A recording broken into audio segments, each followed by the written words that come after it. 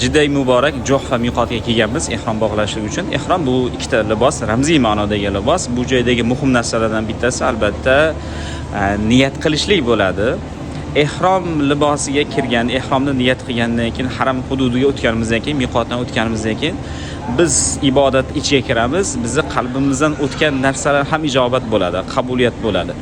Shuning uchun shayton alayhilarni ba'zi ehromga kirgandan keyin insonning qalbiga har xil g'arazli fikrlarni, niyatlarni olib kelishi mumkin. Shu holatlarda o'zimizga hay berishni o'rganishimiz kerak. Ya'ni faqatgina yaxshilikni o'ylash kerak. Mabodo yomonlik kelib qoladigan bo'lsa, astag'firulloh, Robbim o'zing kechirgin degan tavbalarni aytish kerak. Ya'ni o'sha yomonlikni tasdiqlab qo'yishga haqqimiz yo'q. Agarchi tasdiqlaydigan bo'lsak, o'sha narsa ham duo o'rnida ijobat bo'lib qolishi mumkin.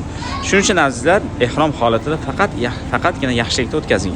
Bu videoni umra ziyoratiga kelmoqchi bo'lgan, keladigan azizlarimizga tashlab qo'yamiz, yaxshilar.